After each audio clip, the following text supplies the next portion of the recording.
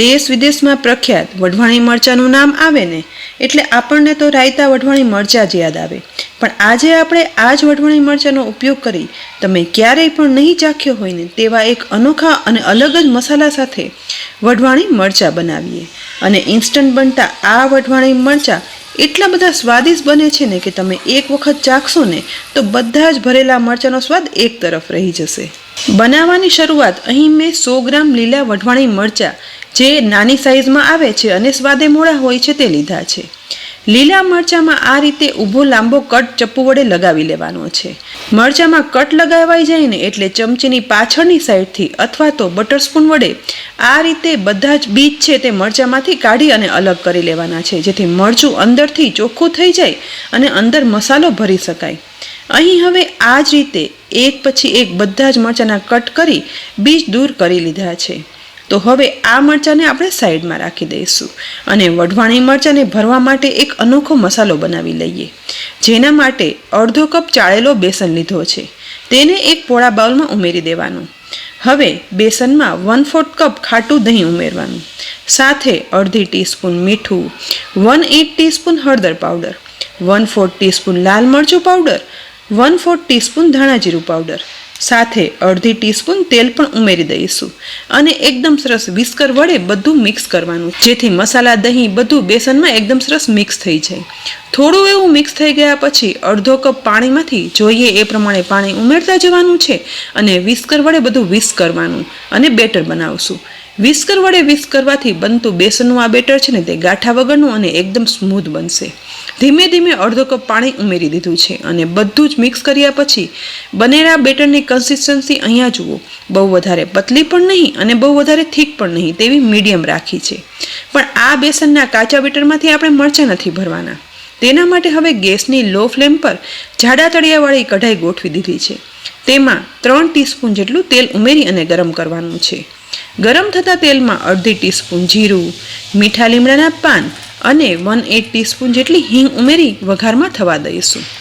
ગરમ વઘારમાં જીરું ફૂટવા લાગે ને એટલે તુરંત જ તેમાં લીલા મરચાંના ઝીણા સમારેલા ટુકડા અને 5 ઇંચ આદુના ઝીણા સમારેલા ટુકડા ઉમેરી દેવાના. ગરમ તેલમાં આદુ મરચાં સહેજ એવા સાતળી અને મિક્સ કરશું અને ત્યાર પછી તરત જ તેમાં બનાવેલ બેસનનું મિશ્રણ છે ને તે વઘારમાં ઉમેરી દેવાનું છે. સાથે જ સમારેલી કોથમીર પણ ઉમેરી દઈશું. ગરમ કઢાઈમાં અને વઘારમાં બેસનનું મિશ્રણ ઉમેરતા જ ગરમ થઈ અને ઘટ થવા લાગે છે, એટલે જરા પણ સમય બગાડ્યા વગર સતત મિક્સ કરવાનું છે, જેથી ગાંઠા પડ્યા વગરનું એકદમ સોફ્ટ મિશ્રણ બને. માત્ર 1 જ મિનિટમાં આ મિશ્રણ રચકા જેવું થઈ કઢાઈ છોડવા લાગે ને એટલે લોટને ઢાંકણ ઢાંકી ગેસની લો ફ્લેમ પર વધારે 1 મિનિટ માટે રાખશું, જેથી આ બનેલો લોટ છે ને તે અંદરથી બફાઈ જાય. 1 મિનિટ થઈ ગઈ છે તો બેસનના લોટ બફાવાની એકદમ સરસ સુગંધ સાથે કઢાઈનું હવે ઢાંકણ ખોલતા જુઓ, આ લોટ અંદરથી બફાઈ પણ ગયો છે. આ સમયે ગેસની ફ્લેમ બંધ કરી દેવાની અને બનેલા બેસનના લચકા જેવા મિશ્રણને એક ડીશમાં કાઢી લઈએ. ત્યાર પછી સ્પેચ્યુલા વડે આ લોટને થોડો એવો ફેલાવી દઈશું, જેથી થોડા સમયમાં જ તે અંદર સુધી ઠંડો થઈ જાય. લગભગ 4 થી 5 મિનિટ એમ જ રાખ્યા પછી હવે હાથથી અડકી શકાય ને તેવું બનેલું બેસનનું મિશ્રણ ઠંડુ થઈ ગયું છે. તો પ્રથમ મિશ્રણને આ રીતે લચકામાંથી હાથ વડે છૂટું છૂટું કરી નાખશું અને ત્યાર પછી છૂટા થયેલા બેસનના મિશ્રણને આ રીતે વઢવાણી મરચાંમાંથી આપણે કટ પાડી અને બીજ કાઢી અને રાખ્યા હતા ને તેમાં એક પછી એક મરચાંમાં સમાઈને તેટલો બેસનનો મસાલો ભરી લેવાનો છે. મોસ્ટલી આપણે વઢવાણી મરચાં રાયતા બનાવતા હોઈએ છીએ, અથવા તો કોઈ પણ ભરેલા મરચાં છે ને તે રેગ્યુલર ઉપયોગમાં લેવાના હોય ને તો કોરો બેસનનો અથવા ગાંઠિયાનો કે પછી સેવનો મસાલો ઉમેરી બનાવતા હોઈએ છીએ. અને જો આખું વરસ સાચવવા હોય ને તો રાઈ મેથીના કુરિયાનો મસાલો ભરી અને મરચાં બનાવીએ છીએ. પણ આજે આપણે બધાથી અલગ બેસનના લોટનું મિશ્રણ વઘારી ત્યાર પછી બનેલા મસાલા વડે આ મરચાં ભર્યા છે, જે નોર્મલ કોઈ પણ સાદા મરચાં કરતાં બિલકુલ અલગ જ અને એટલા બધા સ્વાદમાં ચડિયાતા બને છે ને કે પૂછો નહીં. અહીં જુઓ, આ રીતે એક પછી એક બધા જ વઢવાણી લીલા મરચાંને બેસનના અલગ જ મિશ્રણ વડે ભરી અને તૈયાર કરી લીધા છે. બાકી રહેલો હવે વધારાનો મસાલો છે ને તેનો પણ આપણે ઉપયોગ કરી જ લેવાનો છે. આ ભરેલા વઢવાણી મરચાંને આપણે વધુ સ્વાદિષ્ટ બનાવવા માટે ગેસની મીડિયમ ફ્લેમ પર એક પેનમાં 3 ટીસ્પૂન તેલ ઉમેરી ગરમ કરવા રાખી દઈએ.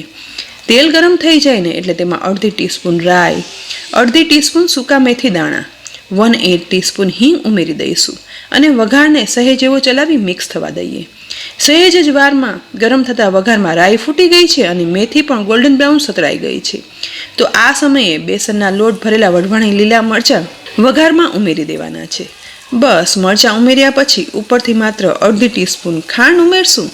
સાથે થોડો એવો લીંબુનો રસ પણ નીચોવી લઈએ અને તેની સાથે ઉપરથી મરચાં મોળા ના લાગે ને એટલા માટે માત્ર 1/4 ટીસ્પૂન જેટલું મીઠું ઉપરથી સ્પ્રેડ કરશું. હવે ગેસની લો ફ્લેમ પર જ ભરેલા મરચાંને તેલમાં મિક્સ કરતા જઈ અને સાતળવાના છે, જેથી મરચાં છે ને તે સતરાઈ જાય અને ઉપરનું પડ છે ને તે થોડું એવું સોફ્ટ થઈ જાય. લગભગ 1 થી 1.5 મિનિટ સતત મિક્સ કરી અને સાતળ્યા પછી હવે મરચાં સતળાઈ ગયા છે. તો આ સમયે મરચાં ભર્યા પછી વધેલો મસાલો હતો ને તે ઉપરથી ઉમેરી દઈશું અને ફરી એક વખત મિક્સ કરી અને સાતળવાના છે. નોર્મલ બધા જ મરચાં કરતાં અલગ બેસનના લિક્વિડ મિશ્રણમાંથી બાફી બનેલા મિશ્રણમાંથી બનતા ભરેલા આ મરચાં સ્વાદમાં પણ એકદમ અલગ જ બને છે. હવે અનોખા મસાલા સાથે તૈયાર થયેલા આ વઢવાણી મરચાં બની ગયા છે. તો ગેસની ફ્લેમ બંધ કરી દઈએ અને ગરમા ગરમ આ મરચાંને હવે એક ડીશમાં કાઢી લઈશું. ઘરમાં તમે અનેક પ્રકારના ભરેલા મરચાં તો બનાવતા હશો, પણ સ્વાદના શોખીનો માટે આ એકદમ અલગ જ અને નવી રીતના ભરેલા વઢવાણી મરચાં બનાવી અને પીરસશો ને તો પછી બધા ભરેલા મરચાંનો સ્વાદ ચોક્કસ ભૂલી જશો. ફ્રેન્ડ્સ, આજે આપણે આ વઢવાણી મરચાં ભરી એક અલગ જ રીતે બનાવ્યા છે.